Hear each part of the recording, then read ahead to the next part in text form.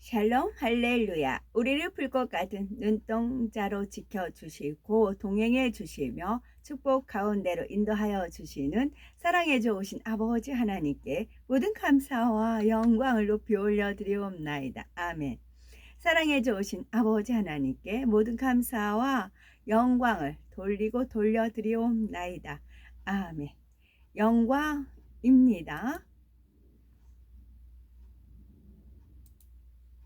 누가복음 9장 26절. 누구든지 나와 내 말을 부끄러워하면 인자도 자기와 아버지와 거룩한 천사들의 영광으로 올 때에 그 사람을 부끄러워하리라. 에스겔 10장 4절.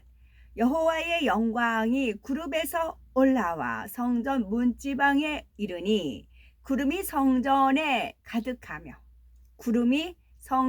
가득하며 여호와의 영화로운 광채가 뜰에 가득하였고. 고린도전서 2장 8절. 이 지혜는 이 세대의 통치자들이 한 사람도 알지 못하였나니 만일 알았더라면 영광의 주를 십자가에 못 박지 아니하였으리라.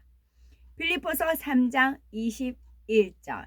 그는 만물을 자기에게 복종하게 하실 수 있는 자의 역사로 우리의 낮은 몸을 자기 영광의 몸의 형체와 같이 변하게 하시리라. 요한계시록 5장 12절. 큰 음성으로 이르되 죽임을 당하신 어린 양은 능력과 부와 지혜와 힘과 존귀와 영광과 찬송을 받으시기에 합당하도다 하더라. 이사야 2장 21절. 암혈과 험악한 바위 틈에 들어가서 여호와께서 땅을 진동시키려고 일어나실 때에 그의 위엄과 그 광대하심의 영광을 피하리라. 다니엘 2장 6절. 너희가 만일 꿈과 그 해석을 보이면 너희가 선물과 상과 큰 영광을 내게서 얻으리라. 그런즉 꿈과 그 해석을 내게 보이라 하니. 고린도 후서 8장 23절. 디도로 말하면 나의 동료요 너희를 위한 나의 동역자요 우리 형제들로 말하면 여러 교회의 사자들이요 그리스도의 영광이니라. 요한계시록 19장 7절. 우리가 즐거워하고 크게 기뻐하며 그에게 영광을 돌리세. 어린 양의 혼인 기약이 이르렀고 그의 아내가 자신을 준비하였으므로. 이사야 66장 18절. 내가 그들의 행위와 사상을 아노라. 때가 이르면 문나라와 언어가 다른 민족들을 모으리니 그들이 와서 나의 영광을 볼 것이며. 아멘. 11장. 에우다 유대 전역에 있는 사도와 형제들이 고임 이방인들이 하나님의 말씀을 받았다는 소식을 들었습니다. 그러나 케파 베드로가 예루살렘에 올라갔을 때 헬레파 사람들이 그를 비난했습니다. 당신은 무할례자들의 집에 들어가서 그들과 함께 먹기도 했습니다. 이에 대해 케파 베드로는 실제로 일어난 일을 자세히 설명했습니다. 내가 야포 요빠시에서 기도하고 있을 때 무아지경 속에서 환상을 보았습니다. 나는 큰 보자기 같은 것이 내 모퉁이가 묶인 채 하늘로부터 내게 내려오는 것을 보았습니다. 내가 그 안에 들여다보니 네 발 짐승과 맹수가 기어다니는 짐승과 날짐승들이 있었습니다. 그때 한 음성이 내게 말하는 소리를 들었습니다. 케파 베드로야 일어나 잡아먹어라. 그래서 내가 말했습니다. 주여 안 됩니다. 절대로 그렇게 할 수 없습니다. 부정한 음식이나 그레이프 고시가 아닌 음식이 내 입에 들어간 적이 없습니다. 그러자 다시 하늘로부터 음성이 들렸습니다. 하나님께서 깨끗하게 하신 것을 부정하다고 하지 말라. 이 일이 3번 있고 모든 것이 하늘로 들려 올라갔습니다. 그때 가이사랴에서 내게 보낸 세 사람이 내가 머물던 집에 도착했습니다. 그리고 성령께서 염려하지 말고 그들과 함께 가라고 말씀하셨습니다. 이 여섯 형제가 나와 함께 갔고 우리가 그 사람의 집에 들어갔습니다. 그가 우리에게 말하기를 천사가 그의 집에 서서 사람들을 야포 요바로 보내서 케파 베드로라 알려진 시몬을 데려와라. 그가 너와 네 온 집안이 구원받을 말씀을 가지고 있다라고 말한 것을 보았다고 했습니다. 그래서 내가 말하기 시작하자 르하흐 학고대시 성령이 처음 우리에게 임하신 것처럼 그들에게 임하셨습니다. 나는 주님께서 요한은 사람들을 물에 잠기게 했지만 너희는 르하흐 학고대시 성령으로 잠길 것이다 라고 하신 말씀이 기억났습니다. 그러므로 하나님께서 우리가 주 예수와 메시아를 믿었을 때 우리에게 주신 것과 같은 선물을 그들에게 주셨다면 내가 누구라고 하나님의 길을 가로막겠습니까? 그들은 이 말을 듣고 항의를 멈추고 하나님을 찬양하며 말했습니다. 이것은 하나님께서 고임 이방인들에게도 회개하고 생명을 얻게 하셨다는 의미이군요. 스데반의 일로 발생한 박해 때문에 흩어졌던 사람들이 베니게와 키프로스와 안디옥까지 가서 하나님의 말씀을 유대인들에게만 전했습니다.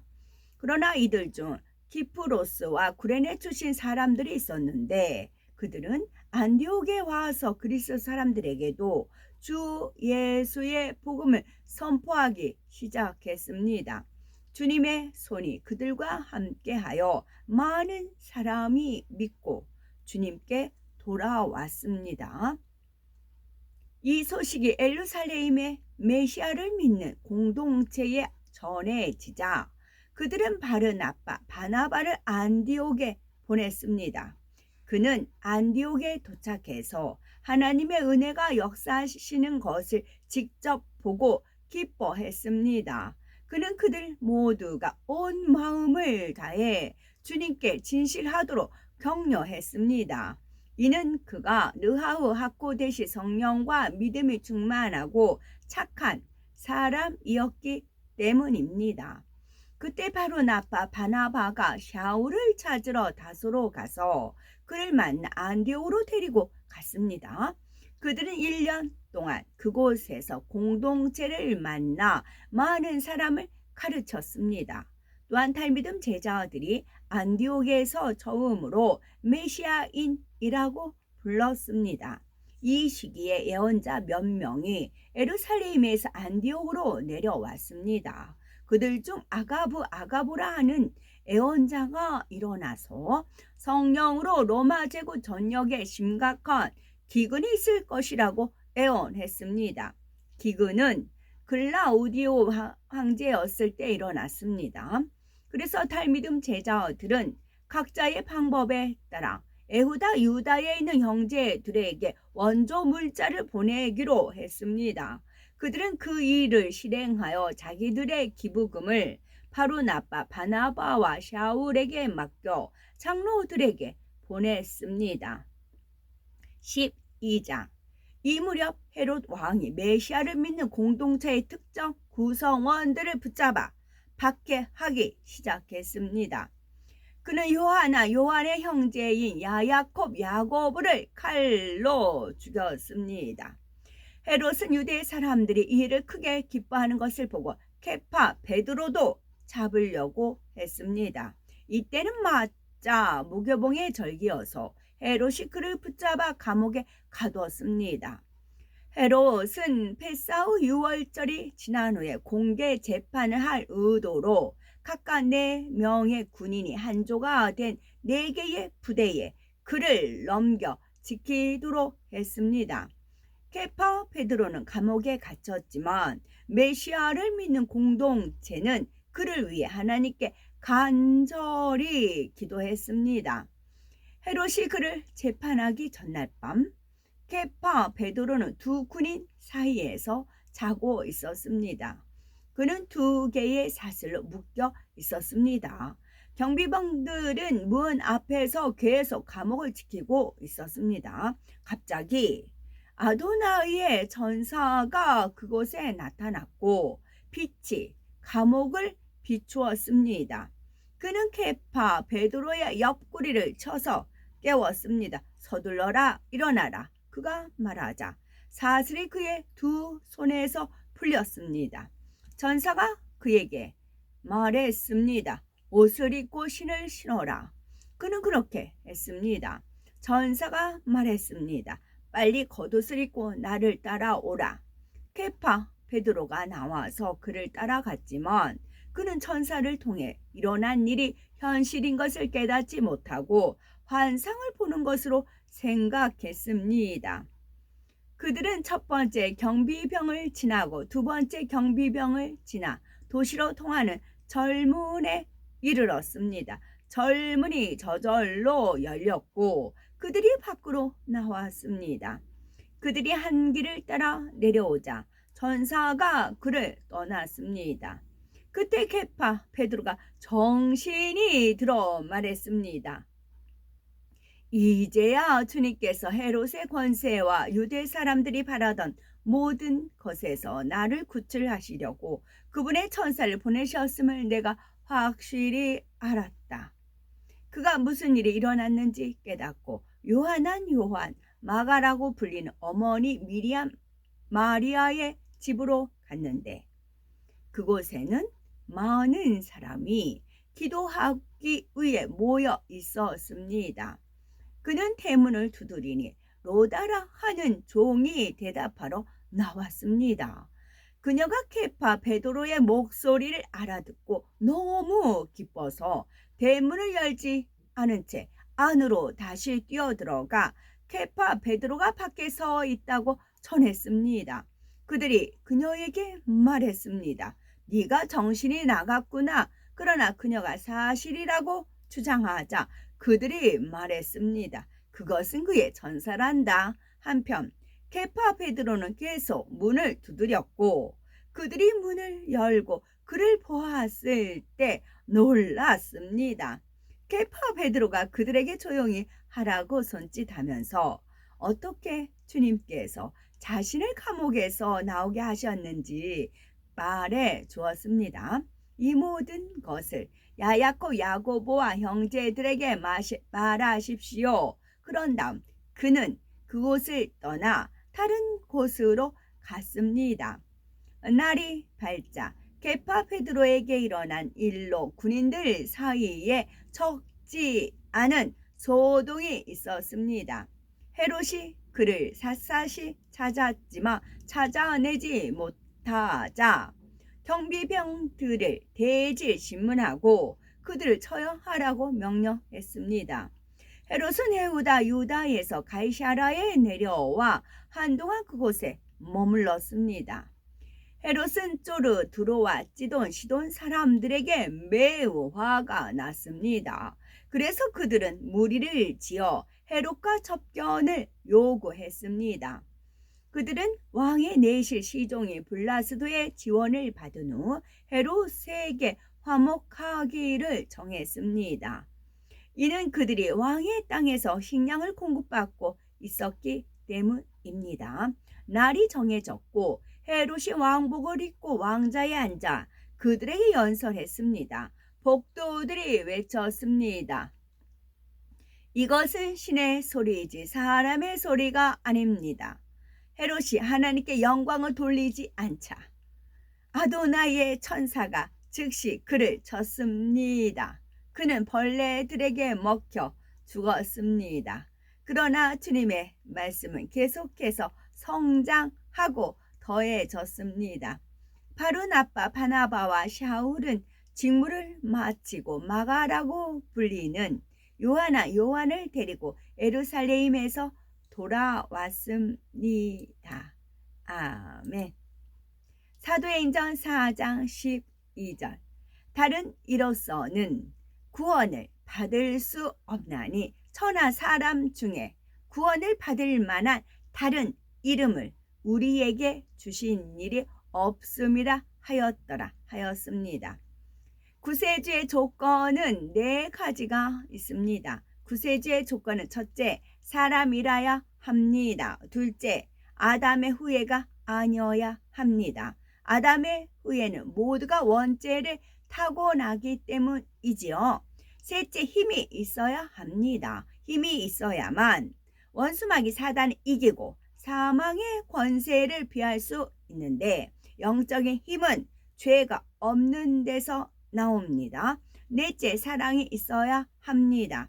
구세주가 되려면 죄인들을 대신해 참혹한 사망의 형벌을 받아야 하지요. 엄청난 사랑이 없으면 결코 이런 고난을 대신 받을 수가 없습니다. 구세주의 첫 번째 조건에서 구세주는 반드시 사람이어야 한다 했습니다. 고린도전서 15장 21절에 사망이 사람으로 말미암았으니 죽은 자의 부활도 사람으로 말미암는도다 한 대로 사람의 죄는 영혼육을 입은 사람만이 대속할 수가 있는 것입니다. 전사나 짐승은 사람의 죄를 대속할 수가 없습니다. 그래서 예수님께서는 동정녀 마리아의 몸에 성령으로 잉태되어 사람으로 태어나셨지요. 로마서 6장 23절 죄의 싹은 사망이요 하나님의 은사는 그리스도 예수 우리 주 안에 있는 영생이리라 하였죠. 예수님에 대해 요한복음 1장 14절에서 말씀이 육신이 되어 우리 가운데 거하심에 했고, 요한복음 1장 1절에는 말씀은 곧 하나님이시니라 하였습니다. 말씀이신 하나님께서 살과 뼈를 가진 사람의 몸을 입고 이 땅에 오셨다는 뜻이지요. 예수님은 사람의 몸으로 태어나 성장 과정을 거치셨고 배고픔과 목마름, 기쁨과 슬픔을 느끼셨지요. 또한 채찍에 맞고 십자가에 달리실 때는 피를 흘리고 고통도 느끼셨습니다. 바로 육신을 입고 오셨다는 증거이지요. 영의 세계에서는 죄가 없는 것이 힘이자 능력입니다. 원수마귀 사단을 이기고 다스리기 위해서는 원죄뿐 아니라 자범죄도 없어야 합니다. 원죄는 아담으로부터 내려온 죄성을 말하고, 자범죄란 사람이 태어난 후에 성장하면서 스스로 짓는 죄를 말합니다. 사람은 누구나 원죄와 자범죄가 있기 때문에 인류를 구원할 수 있는 힘이 없습니다.